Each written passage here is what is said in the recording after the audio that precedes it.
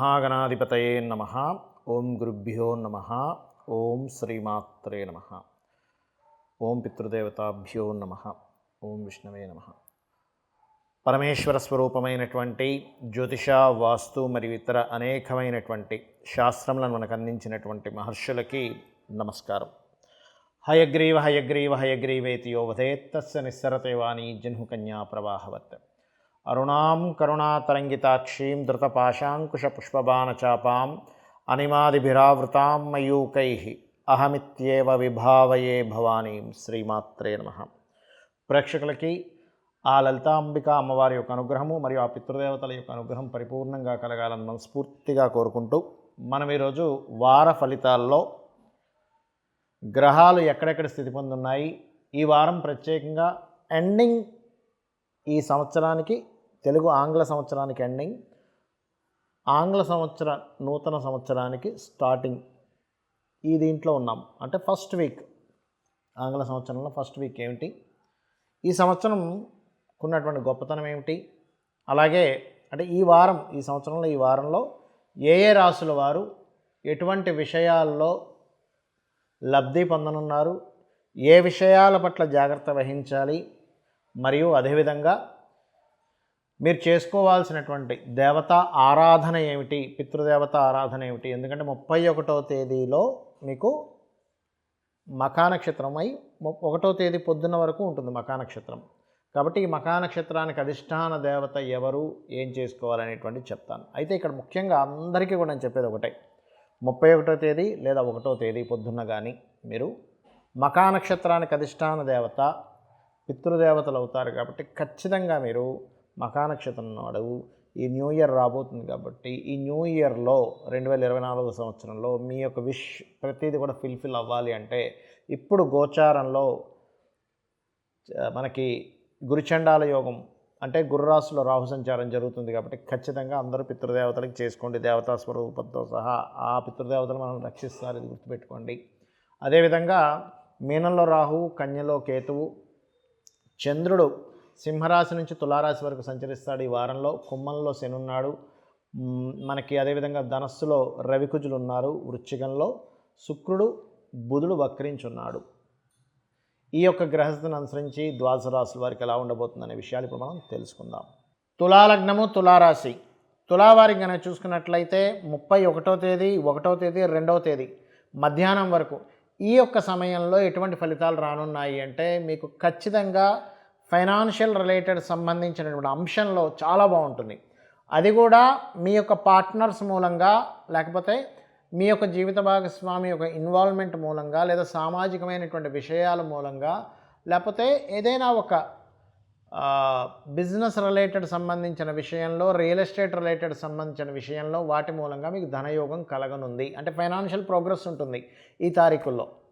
ఎంతో కొంత ఉంటుందండి, రూపాయి అయినా ఉండేవండి, దట్ ఈస్ ద ప్రోగ్రెస్. లేదా ₹1,00,000 ఉన్నా, ₹1,00,00,000 ఉన్నా కూడా. అలాగే 2వ తేదీ మధ్యాహ్నం నుంచి 3, 4 తేదీలు ప్రత్యేకంగా మీకు కలిగేటువంటి ఫలితాలు ఏమిటి అంటే ఈ టైంలో మీకు లోన్ లభిస్తుంది, లోన్స్ కోసం మీరు చేసే ప్రయత్నం ఫలిస్తుంది. మరి ఈ 5, 6 తేదీలు పాజిటివ్ ఫలితాలు ఏమిటి, ఉద్యోగ అవకాశాలు ఖచ్చితంగా వస్తాయి మీరు కనుక ఈ తేదీల్లో కనుక మీరు ట్రై చేసినట్లయితే. మరి ఇదే తేదీలో ఏ విషయాల్లో జాగ్రత్తగా ఉండాలి? 5,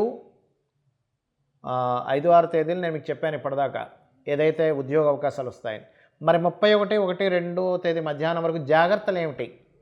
పొరపాటున కూడా పెద్ద మొత్తంలో ఇన్వెస్ట్మెంట్స్ చేయకండి. పొరపాటును కూడా ఈ తారీఖుల్లో విదేశాలకు వెళ్ళాలనేటువంటి ఆలోచనలు కానీ, హయ్యర్ ఎడ్యుకేషన్ రిలేటెడ్ సంబంధించిన విషయాల్లో కానీ ఎటువంటి నిర్ణయాలు తీసుకోకండి.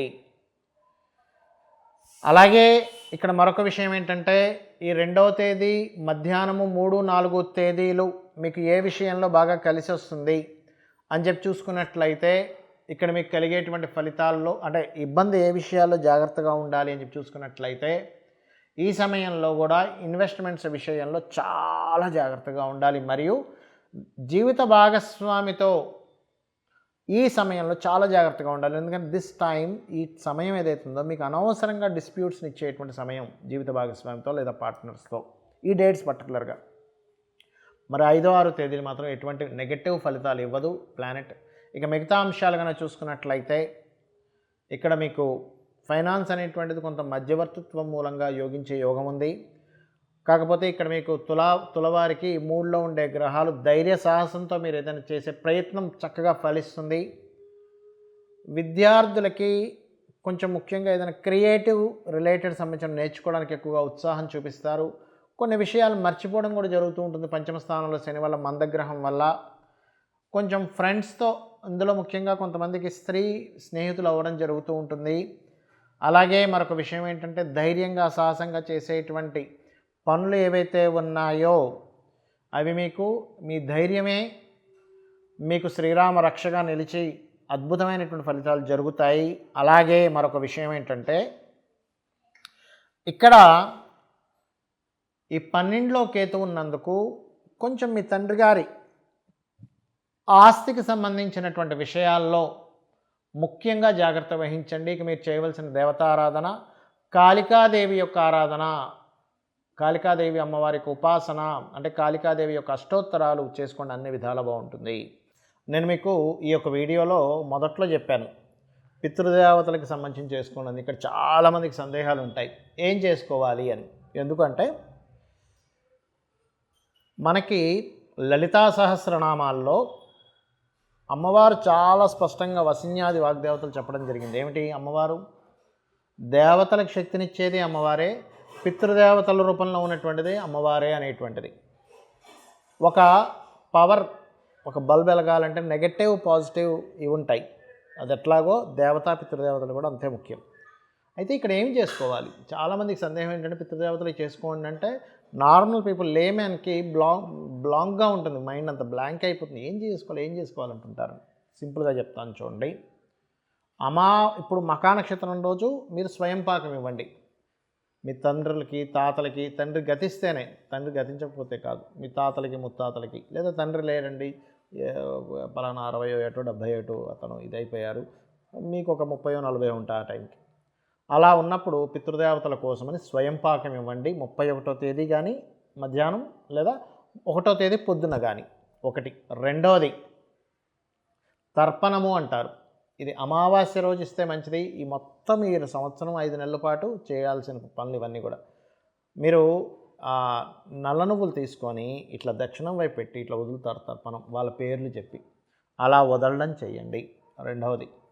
ఇక మూడవది ఏమిటంటే కాకికి, మీకు దగ్గరలో కాకులు ఉంటే చేయండి, లేకపోతే ఏదైనా ఒక ప్రాణికి కనీసం రోజుకు ఒక ముద్ద మీరు అన్నం తినేటప్పుడు పక్కన పెట్టండి. ఆ ముద్దను పక్కన పెట్టడం చాలామంది చేసే మిస్టేక్ ఏంటంటే అన్నంలోనే పట్టేస్తారు. అలా పెట్టకూడదు ఎప్పుడు కూడా. దానికి సపరేట్గా ఒక చిన్న గిన్నె వేరుగా పెట్టి ముందుగా ఒక ముద్దను ఇలా కలుపుకొని పితృదేవతలకి ఇస్తున్నాను ఇది అనేటువంటి భావనతో మీరు కనుక అక్కడ గిన్నెలో పెట్టినట్లయితే వాళ్ళు ఏ లోకాల్లో ఉన్నా వాళ్ళకి ఇది అందుతుంది. ఇది గుర్తుపెట్టుకోండి. వాళ్ళు ఏ శరీరాలతో ఉన్నా, వాళ్ళు ఉదాహరణకి స్వర్గలోకాల్లో ఉన్నా, నరకలోకాల్లో ఉన్నా, ఇంకొక జీవిగా వాళ్ళు జన్మనెత్తినా సరే వాళ్ళకి ఈ యొక్క మీరు ఇచ్చినటువంటిది ఏదైతుందో వాళ్ళకి అక్కడ ఏ అవసరమో ఆ రూపంలో వెళ్తుంది. గుర్తుపెట్టుకోండి. వాళ్ళకి ధనం అవసరం, అది ధనం రూపంలో వెళ్తుంది, నీరైతే నీరు రూపంలో వెళ్తుంది, ఫుడ్ అయితే ఫుడ్ రూపంలో వెళ్తుంది. ఇది గుర్తుపెట్టుకోండి. ఇక ఇప్పటి వరకు మనం చెప్పుకున్నటువంటి ఈ ఫలితాలు, గోచార ఫలితాలు ఏవైతే ఉన్నాయో వీటికంటే అతి ముఖ్యంగా మీ జన్మజాతకం చూసుకోవాలి ఎప్పుడు కూడా. అంటే మీ లగ్నం ఏమిటి, అంటే మీరు ఎందుకు ఎదగలేకపోతున్నారు, మీ ధనాధిపతి ఎవరు, మీరు ఏ రూపంలో మీకు ధనం వస్తుంది, మీ ప్రయత్నకారకుడు ఎవరు, మీ విద్యాకారకుడు ఎవరు, మీ యొక్క ఏమంటారు ఏ డైరెక్షన్స్లో ఉంటే బాగుంటుంది, మీ సంతాన అభివృద్ధి ఎలాగా, మీ యొక్క జీవిత భాగస్వామితో ఉండేటువంటి రిలేషన్స్ ఎందుకు చెడుతున్నాయి, అసలు మీకు వివాహం ఎప్పుడవుతుంది, అనవసరంగా ఏమైనా సడన్ ఇన్సిడెంట్స్ ఏమైనా ఉన్నాయా, లైఫ్లో మార్పులు ఏమైనా ఉన్నాయా, ఇన్వెస్ట్మెంట్స్ ఎందులో చేయాలి, ఎప్పుడు విదేశీ యోగం ఉందా లేదా, జాబ్లో బాగుంటుందా లేకపోతే వ్యాపారాల్లో బాగుంటుంది, ఈ అంశాలన్నీ కూడా మీ యొక్క జన్మజాతకంలో ఉంటాయి. అందులో ఇంక్లూడింగ్ మీ యొక్క మహాదశ ఇప్పుడు ఏం నడుస్తుంది, ఇప్పుడు ఏం చేయాలనేటువంటిది. అయితే ఇక్కడ మీకు సందేహం కలుగుతుంది ఏమంటే ఇవన్నీ మన జాతకంలో ఉంటాయి, మనం ఎందుకు గోచార ఫలితాలు చెప్పుకుంటున్నామని. గోచారం ఈజ్ లైక్ కాలము, సిచ్యువేషన్స్, బయట ఉండే కాలము, బయట ఉండేటువంటి పరిస్థితులు, బయట ఉండే ట్రాఫిక్ లాంటిది గోచారం. దాన్ని ఆధారం చేసుకొని మనం ఎలా అయితే స్టెప్ తీసుకుంటామో, ఎలా అయితే నిర్ణయాలు తీసుకుంటామో దాని గురించి చెప్పుకునేది మనకి గోచార ఫలితాలు. దాన్ని బట్టే కదండి మనం ప్లాన్ చేసుకుంటాం. సో అది. అయితే మనకి న్యూ ఇయర్ రాబోతుంది కాబట్టి మనకి ఈ వారం వార ఫలితాలు న్యూ ఇయర్ గురించి చెప్పుకుంటున్నాం కాబట్టి నేను మీకు చెప్పేది ఒకటే. మీరు ఈ న్యూ ఇయర్లో పర్టికులర్గా గ్రహాలు కన్యారాశిలో కేతు ఉన్నందుకు ల్యాండ్స్ మీద ఇన్వెస్ట్మెంట్ చేసేటప్పుడు లాంగ్ టర్మ్ దృష్టిలో పెట్టుకునే చేయండి, కానీ షార్ట్ టర్మ్ దృష్టిలో పెట్టుకొని చేయకండి ఒకటి. రెండవది, పితృదేవతలకి తర్పణాలు ఖచ్చితంగా ఎక్కువగా ఇవ్వండి. గురుచండాల యోగం నడుస్తుంది కాబట్టి రెండవ పాయింట్. మూడవ పాయింట్ ఏంటంటే, ఇప్పుడు ఈ యొక్క గోచారంలో శని కుంభంలో సంచరిస్తున్నప్పుడు ఇది కొంచెం వ్యాపారం చేసే వారికి, వ్యాపారస్తులకి ఇదొక పాజిటివ్ సైన్ అని చెప్పుకోవాలి. ఇక నాలుగవది ఏమిటంటే, గురువు మేషంలో ఉన్నాడు. గురువు మేషంలో వక్రగతి పోయింది. వక్రగతి పోయినందుకు కొంచెం రిలీఫ్ వస్తుంది బయట ఉండే వైరస్లకి. అట్లాగే అదేవిధంగా కొంచెం ఈ ఏప్రిల్ 14వ తేదీ వరకు ఈ కొత్త వేరియంట్స్ వస్తున్న వాటి విషయంలో కొంత జాగ్రత్తగా ఉండండి. ఏప్రిల్ 14th దాటిందంటే మనకి మేషంలోకి ఈ యొక్క సూర్య భగవానుడి యొక్క ఎంట్రీ అవుతుంది.